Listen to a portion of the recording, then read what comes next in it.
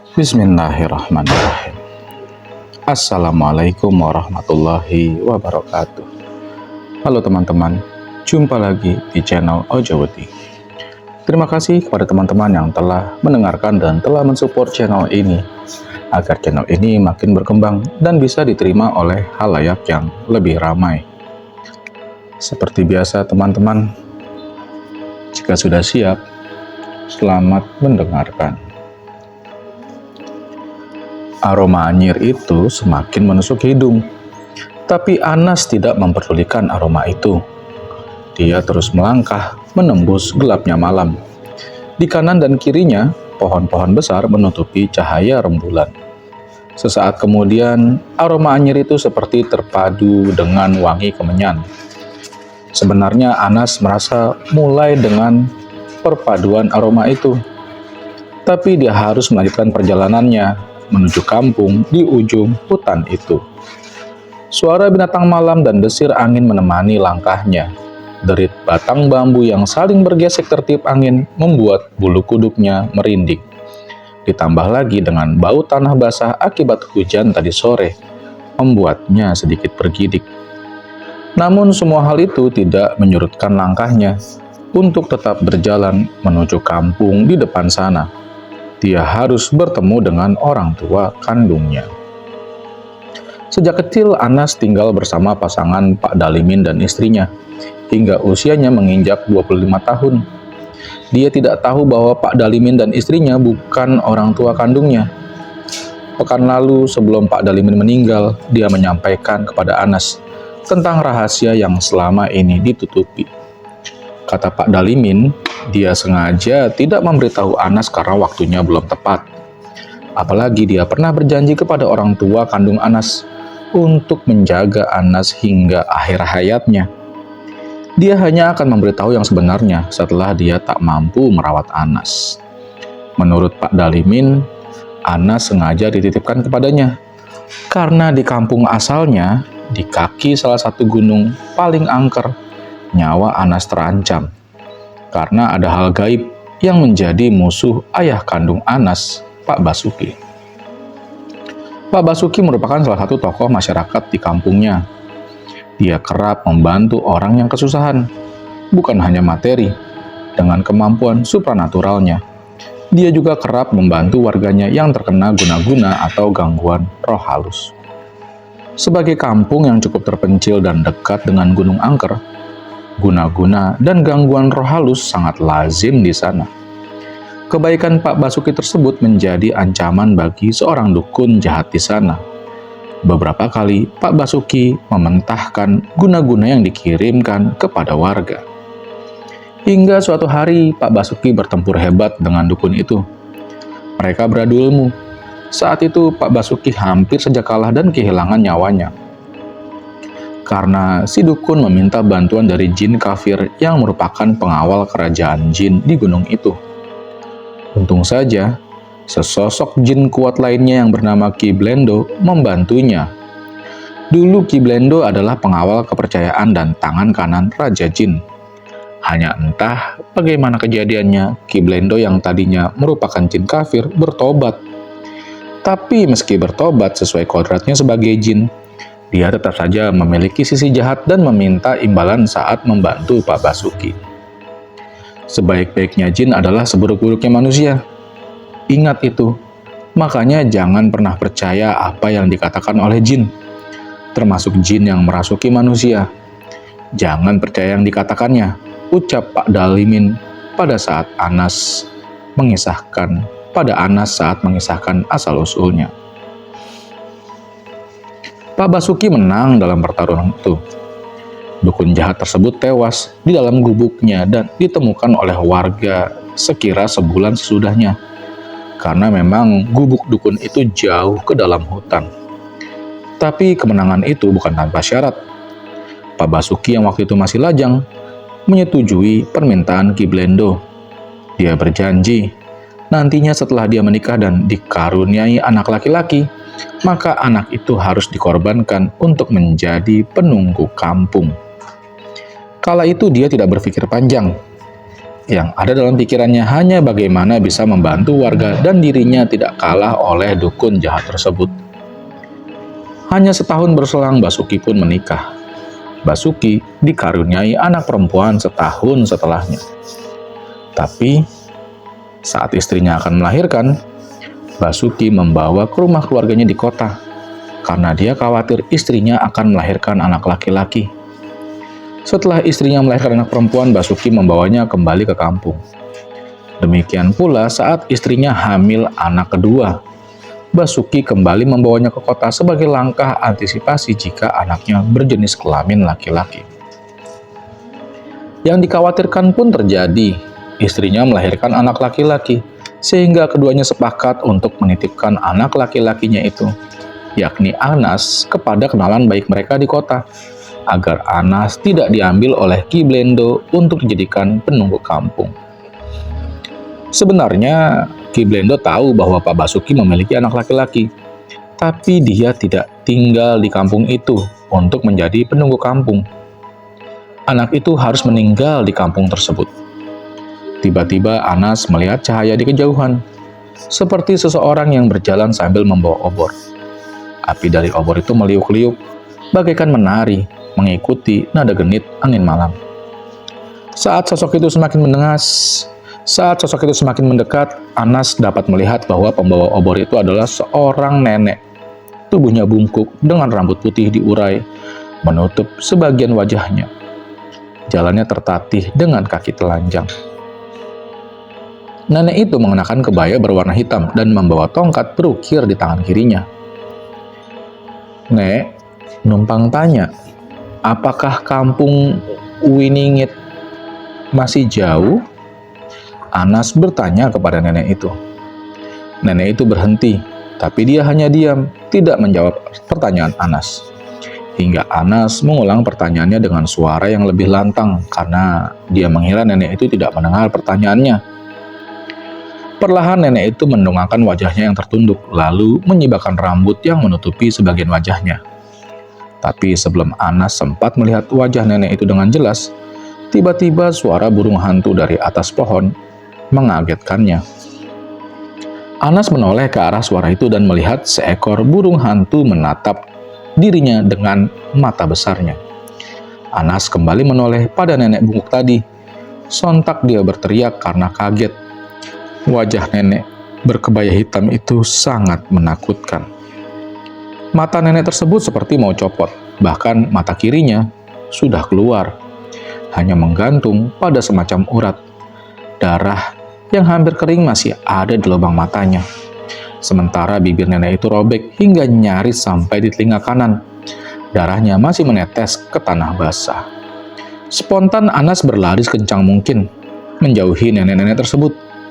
Saat berada cukup jauh dari tempatnya bertemu dengan nenek itu, Anas menoleh ke belakang. Dia ingin memastikan bahwa nenek itu tidak mengejar atau mengikutinya. Tapi saat dia menoleh, nenek itu tidak ada di belakangnya. Hanya gelap yang dilihatnya. Cahaya obor milik nenek itu lenyap. Padahal jalanan itu lurus. Tidak ada belokan, kecuali jika nenek tersebut berbelok masuk ke dalam hutan. Meski bulan sudah tertutupi rindang dedaunan, tapi Anas yakin dia pasti bisa melihat jika ada orang di jalan tersebut. Tapi nenek itu hilang. Nafas Anas tersengal-sengal. Dia beberapa kali terbatuk akibat lari tadi. Dia menyesal karena tadi siang sempat nongkrong di warung dekat terminal. Seandainya tadi dia langsung berangkat, mungkin dia masih mendapati mobil angkutan menuju kampung Winingit. Mobil itu hanya beroperasi hingga sekitar pukul 17. Jika di atas pukul 17 atau menjelang maghrib, pengemudi mobil itu tidak berani masuk hingga ke kampung Winingit. Anas terus merutuki dirinya sendiri. Hanya karena menikmati es kelapa muda di terminal, dia terpaksa berjalan kaki malam ini. Sebetulnya bukan es kelapa muda yang menggodanya untuk mampir di warung tadi, tapi penjaga warung yang cantik yang membuatnya singgah. Dia kembali melangkah menyusuri jalanan itu. Rasa takutnya setelah melihat nenek dan wajah bungkuk nenek tadi belum juga hilang. Tapi dia tidak tahu berapa lama lagi dia akan tiba di kampung halaman orang tua kandungnya. Bau anyir dari wangi dupa yang tadi merasuki indera penciumannya sudah lenyap. Tinggal aroma tanah yang basah dan pepohonan yang mengiringi jejaknya. Setapak demi setapak, Anas melangkahkan kakinya. Dia mulai lelah, sementara jalanan di depan masih cukup panjang. Anas berharap dia bisa bertemu dengan pengendara sepeda motor atau mobil yang searah dengannya, agar dia bisa menumpang hingga ke tempat yang ditujunya. Tapi dia merasa itu seperti mengharapkan cinta dari Laura, cewek yang sudah 7 kali menolaknya. Laura adalah teman SMA sekaligus teman kuliah Anas. Sejak SMA, Anas selalu berusaha mendekati Laura, tapi dia selalu gagal mendapatkan cintanya. Hampir setiap tahun Anas menyatakan cintanya. Bahkan pernah dalam 6 bulan dia 2 kali menembak. Saat itu Laura baru saja putus dengan pacarnya. Tapi lagi-lagi Laura menolaknya mentah-mentah. Sepertinya kisah tentang Anas dan Laura tidak terlalu penting dibahas dalam cerita ini, karena Laura sama sekali tidak ada hubungannya dengan jin penunggu kampungnya, yaitu Ki Blendo. Tiba-tiba, Anas mendengar suara-suara aneh. Menurutnya suara itu seperti berasal dari dalam tanah. Suaranya seperti piano dengan nada sangat rendah, membuat bulu kuduk Anas kembali berdiri. Namun, suara itu hanya terdengar selama beberapa detik. Lalu disusul dengan suara anak bayi dan perempuan yang sedang menangis. Anas bergidik, pikirannya melayang. Dia hampir saja ngompol. Semakin Anas berjalan, suara itu terdengar semakin nyata dan dekat. Suara binatang malam yang tadi bersahutan tak lagi terdengar. Entah sejak kapan suara binatang-binatang itu terhenti. Tepat di pembelokan jalan, di sudut sebelah kanan, Anas melihat seorang perempuan bergaun merah. Dia duduk di sudut jalan sambil menggendong bayi.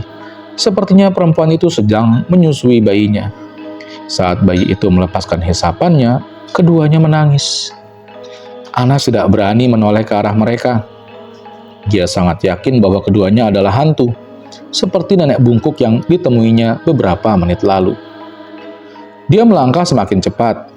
Setelah setengah berlari, Anas berharap dia bisa secepatnya meninggalkan perempuan dan anak bayi itu sebelum ompolnya benar-benar keluar. Tadi perempuan itu memanggilnya. Dia meminta tolong kepada Anas.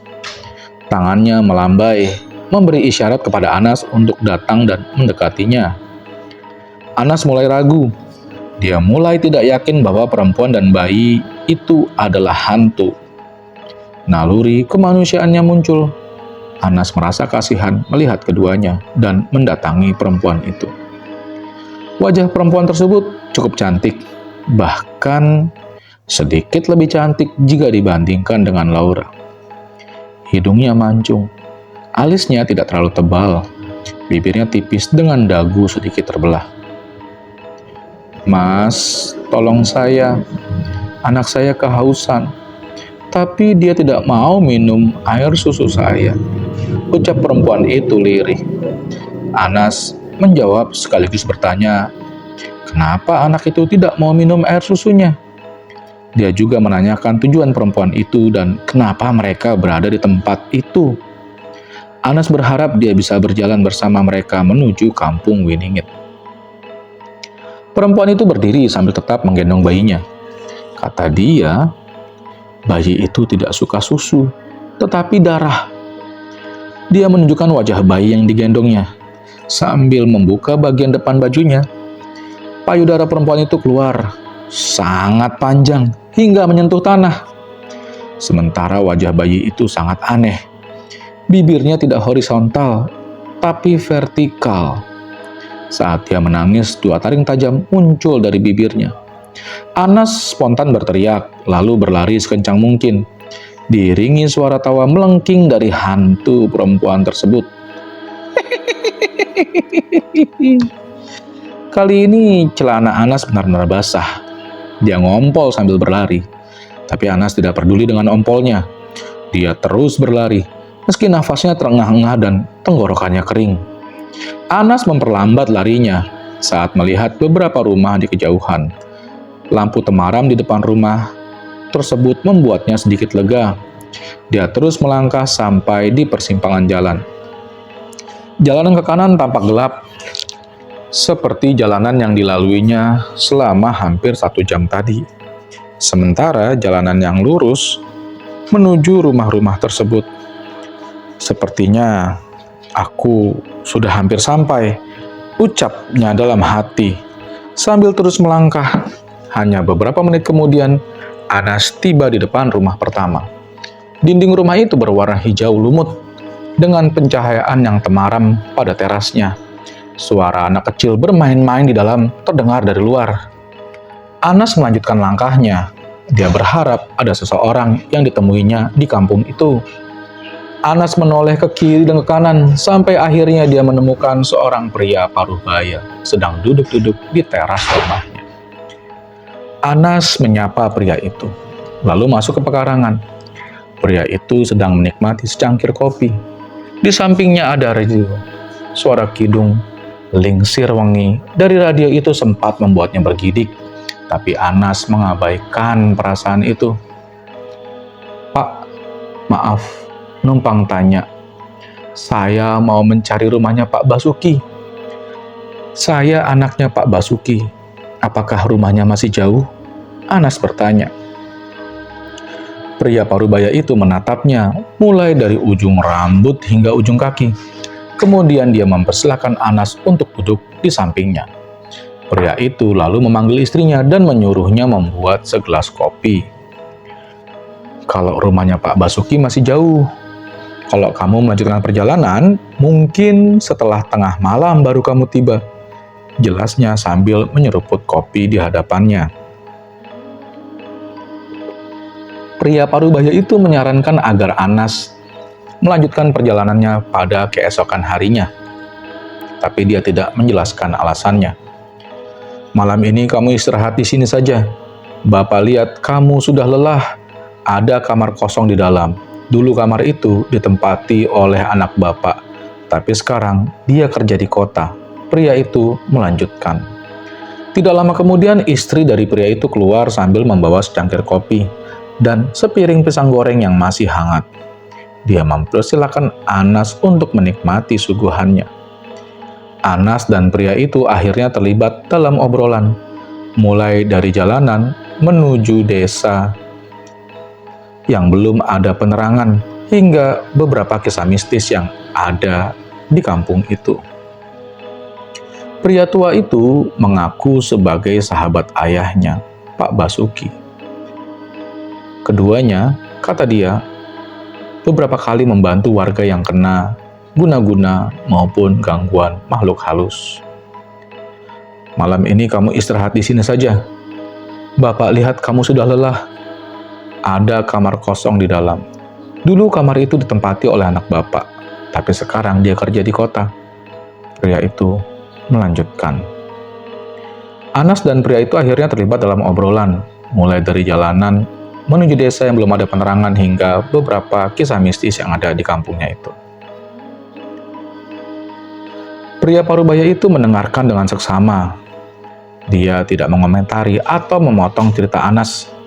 Sesekali dahinya mengernyit, tanda bahwa dia mendengarkan dengan serius.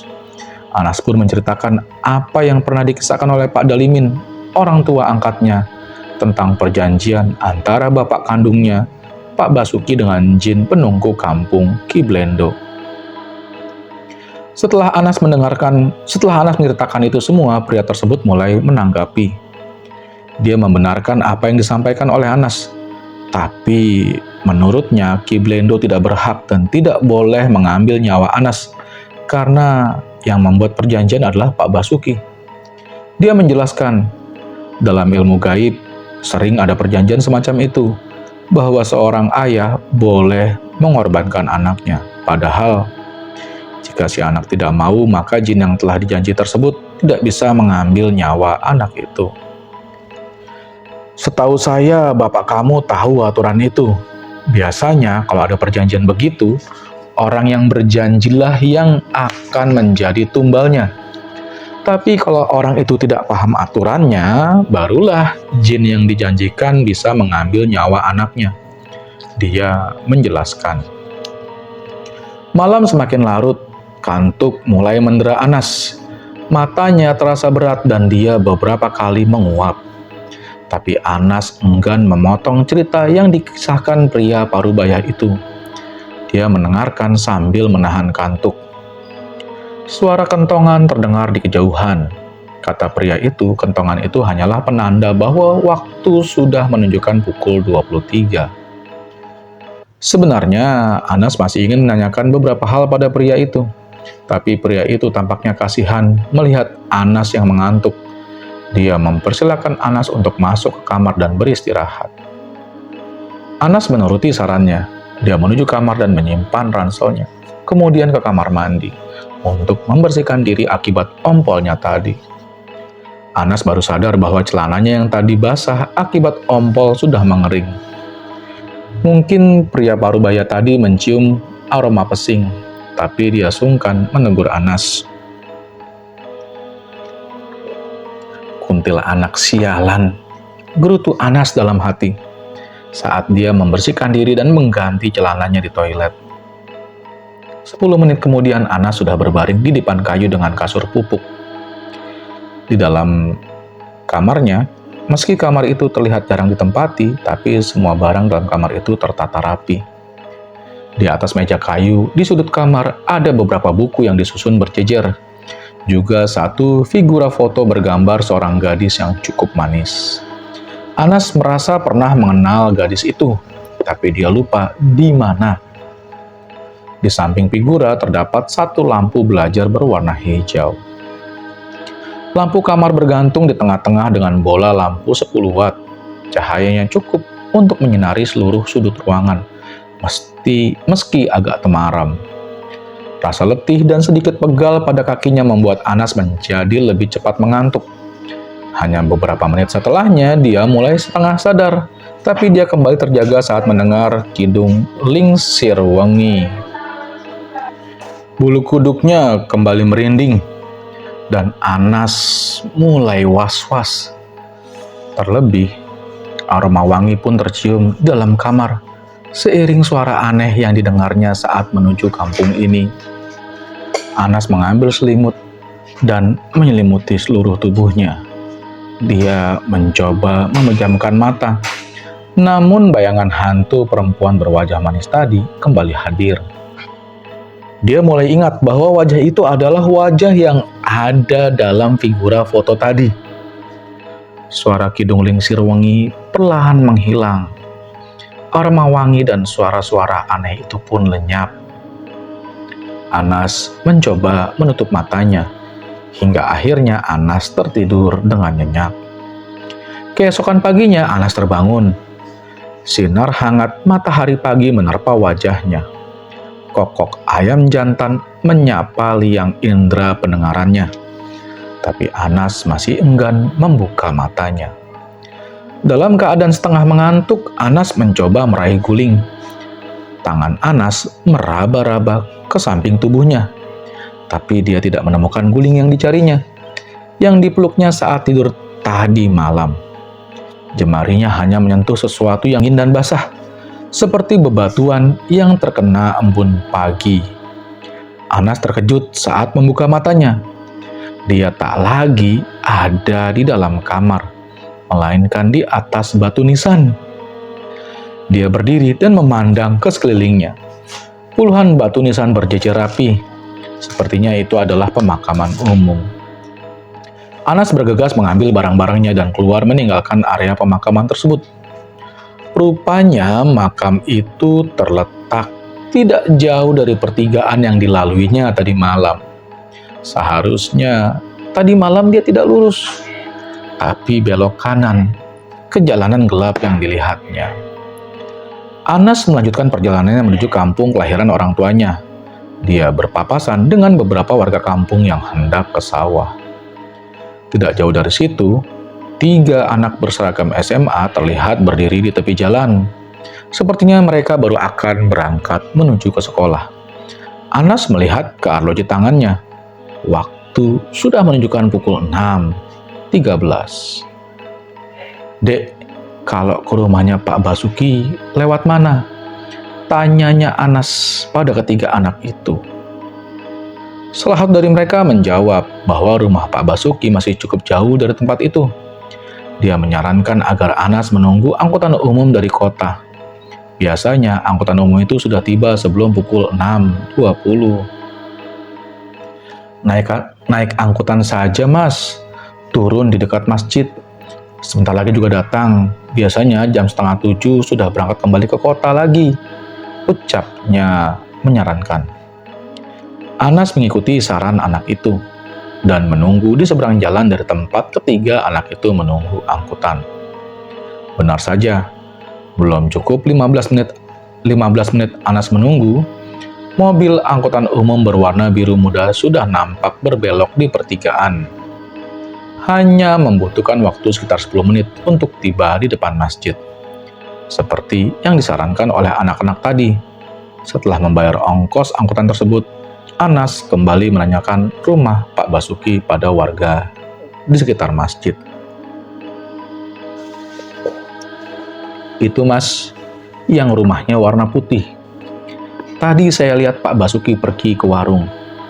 "Masnya tunggu saja, kayaknya cuma sebentar kok," kata seorang ibu yang mengenakan kaos berwarna biru. Anas pun menuju rumah yang ditunjukkan, lalu mengetuk pintu rumah itu. Seorang perempuan keluar dan menjawab salam yang diucapkan Anas. Wajahnya mirip dengan wajah Anas. Anas menduga perempuan itu adalah ibu kandungnya, yang tidak pernah dikenalnya sejak dia lahir. "Bu, benar ini rumahnya Pak Basuki?" tanya Anas. Perempuan itu membenarkan dan mempersilahkan Anas untuk duduk dan menunggu. "Duduk dulu ya, Dek. Bapak sedang ke warung beli sabun," ucapnya ramah. Sekira 5 menit kemudian Pak Basuki tiba. Dia hanya mengenakan kaos oblong berwarna putih yang warnanya sudah pudar. Dia menyapa Anas dengan ramah, tapi tetap matanya menyiratkan rasa penasaran. Setelah masuk dan menyerahkan sabun kepada istrinya, Pak Basuki kembali ke teras dan duduk berhadapan dengan Anas. Dia mengeluarkan rokok dan korek dari kantongnya, kemudian menyulutnya. Aroma khas rokok kretek menyebar, seiring dengan embusan asap dari bibirnya yang kehitaman. Sambil memperhatikan Anas, dia kemudian bertanya, "Mas cari saya ya? Mas dari mana dan ada keperluan apa?" tanyanya. Sebetulnya Anas ingin sekali berdiri dan memeluk ayahnya itu. Dadanya berdegup kencang. Dia menahan rasa bahagia sekaligus memendamnya. Kenapa ayahnya tidak pernah sekalipun menghubunginya? Sejak tadi Anas ingin menumpahkan air matanya, tapi dia mencoba bertahan. Dia tak ingin kedua orang tua kandungnya ini kaget dan syok melihatnya. Perlahan Anas menjelaskan maksud kedatangannya. Dia awali dengan memperkenalkan diri. "Pak Basuki."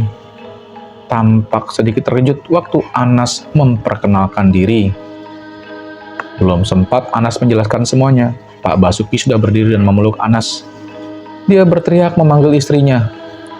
Air mata Pak Basuki menetes membasahi pipinya yang sedikit tirus. Demikian pula istrinya. Bu Basuki tak hentinya mengusap kepala Anas dan memeluknya. Setelah Pak Basuki memperkenalkan Anas kepadanya, keduanya kemudian mengajak Anas untuk masuk dan menyuruhnya mandi, dilanjutkan dengan sarapan bertiga. Seusai sarapan, Pak Basuki memanggil Anas ke dalam rumahnya, ke dalam kamarnya. Kata Pak Basuki, ada hal penting yang akan dibicarakan. Setelah berada di dalam kamar dan menutup pintunya, Pak Basuki membuka lemarinya dan mengambil sesuatu dari laci lemari di bagian bawah. Pak Basuki membuka bungkusan itu. Ternyata isinya adalah satu batu akik besar berwarna hijau. Pak Basuki menjelaskan bahwa batu akik itu diperolehnya dari Ki Blendo beberapa puluh tahun silam. Pak Basuki menceritakan tentang perjanjiannya dengan Ki Blendo pada saat itu. Kata dia, Beberapa saat setelah Anas dilahirkan, Ki Blendo menagih janjinya. Tapi saat itu Anas ada di kota. Padahal untuk menjadikan Anas sebagai anak buahnya di kampung itu, Anas harus tewas di kampung tersebut. Saat itu Ki Blendo murka dan berniat membunuh Pak Basuki. Hanya saja waktu itu Pak Basuki berkilah dan mengatakan, suatu saat Anas akan datang kembali ke kampung itu. Pak Basuki menyerahkan batu akik tersebut pada Anas dan menyuruh untuk menyimpannya. Kata dia, suatu saat batu itu akan berguna untuk Anas. Dia lalu menjelaskan, sebenarnya upaya mengungsikan Anas ke kota adalah strategi agar Anas tidak diambil oleh Ki Blendo. Sebetulnya perjanjian semacam itu tidak benar. Kalaupun harus ada yang jadi tumbal atas perjanjian dengan jin, maka yang menjadi tumbal adalah orang yang berjanji kepada jin itu, bukan anaknya. Pak Basuki menjelaskan. Hanya saja, biasanya jin lebih memilih anak dari pembuat perjanjian, karena hal itu akan lebih menyakitkan untuk si ayah. Apalagi anak yang belum balik, membuat jin itu menjadi lebih kuat dan si anak tentu belum bisa melawan jika dibunuh. Saat anak yang akan jadikan tumbal sudah dewasa, dia akan melawan. Setidaknya dia bisa protes karena bukan dia yang membuat perjanjian. Tapi jika itu terjadi, maka ayah si anak atau orang yang membuat perjanjian yang akan tewas dijadikan tumbal. Bapak sengaja menceritakan ini kepadamu, karena Bapak yakin Ki Blendo akan mencarimu. Dia pasti sudah tahu bahwa kamu ada di wilayahnya. Kalau itu terjadi, sampaikan saja bahwa kamu tidak pernah membuat perjanjian. Tunjukkan batu itu kepadanya, Pak Basuki menjelaskan. Setelah memberi beberapa wejangan, Pak Basuki berpamitan. Dia mengaku akan ke sawah untuk membersihkan gulma yang tumbuh di sekitar padi. Beberapa saat setelah Pak Basuki meninggalkan rumah, tiba-tiba langit menjadi gelap. Matahari yang tadi bersinar cerah seolah hilang di balik awan kelabu. Angin pun bertiup cukup kencang. Suara burung-burung yang tadi bersahutan tiba-tiba hilang. Demikian pula dengan kokok ayam. Suasana terasa mistis dan mencekam. Anas mengira hujan akan turun. Dia masih belum sensitif atas hal-hal yang berbau supranatural. Berbeda dengan ibunya yang langsung merasa khawatir dan cemas akibat perubahan suasana yang tiba-tiba tersebut. Bapak kamu tadi kemana? Sepertinya Ki Blendo murka. Coba lihat di langit. Tiba-tiba awan hitam itu muncul dan burung-burung berhenti berkicau. Tanyanya khawatir. Tadi katanya mau bersihkan rumput di sawah, Bu. Memang ada apa? Anas balik bertanya. Ibunya mengernyitkan dahi, lalu mengatakan bahwa rumput-rumput di sawah sudah dibersihkan sejak 2 hari lalu. Waktu di kamar tadi bapakmu cerita apa? Bukan tentang Ki Blendo kan? Tanya ibunya lagi. Anas menjawab bahwa yang dibicarakan di kamar memang tentang Ki Blendo dan cara agar nyawa Anas bisa selamat dari Ki Blendo. Tapi sebagai penggantinya, Ki Blendo akan mengambil nyawa Pak Basuki sebagai orang yang telah membuat perjanjian. Itu pun jika Ki Blendo sudah menemui Anas. Ibunya terlihat lemas saat mendengar jawaban Anas. Dia berucap setengah menggumam bahwa Pak Basuki pasti sedang menuju goa di tepi hutan untuk bersemedi dan menemui Ki Blendo. Bu Basuki masuk dalam kamar, kemudian kembali keluar. Lalu dia mengajak Anas ke goa yang dimaksud. Kata ibunya, mereka harus berusaha menghalangi Pak Basuki menemui Ki Blendo. Ibunya melangkah cepat, menyusuri pematang sawah dan jalanan menanjak, menuju ke tepi hutan, tempat goa yang dimaksud. Tidak butuh waktu lama untuk tiba di lokasi yang tampak sunyi dan gelap itu. Dinding goa yang lembab dan cahaya yang temaram membuat suasana terasa angker. Ditambah lagi dengan aroma tanah bercampur lumut, membuat tempat itu semakin wingit. Dalam keremangan suasana goa, terlihat sosok seseorang yang sedang duduk bersila di atas batu yang ada di ujung goa itu. Anas dan ibunya tidak segera menegur sosok yang sedang duduk bersila itu. Keduanya ingin memastikan bahwa orang itu adalah Pak Basuki. Mereka berjalan pelan dan mengendap-endap, seperti khawatir jika sosok yang sedang bersila itu terganggu. Setelah dekat, mereka yakin bahwa sosok itu adalah Pak Basuki. Pak Basuki terlihat hikmat bersemedi, matanya terpejam, kedua tangannya ditangkupkan di depan dada, wajahnya tampak tenang. Anas tidak berani menegur atau menyentuh bapaknya, karena dia tahu apa yang sedang dilakukan. Tapi ibunya segera mengguncang bahu suaminya dan menyuruhnya untuk berhenti bersemedi. Guncangan yang dilakukan oleh Bu Basuki pada bahu suaminya tidak terlalu kuat, tapi Pak Basuki tampak lemas dan roboh ke atas batu. Bu Basuki terpekik. Dia sadar apa yang terjadi kepada suaminya. Hal yang dikhawatirkannya sejak tadi sudah terjadi. Suaminya telah meninggal. Dia yakin itu perbuatan Ki Blendo akibat janji yang dibuat oleh suaminya. Keduanya lalu membawa pulang jenazah Pak Basuki untuk dimakamkan dan untuk dimandikan dan dimakamkan hari itu juga. Terima kasih teman-teman telah mendengarkan cerita-cerita di channel Ojo Wedi. Akhir kata, wassalamualaikum warahmatullahi wabarakatuh.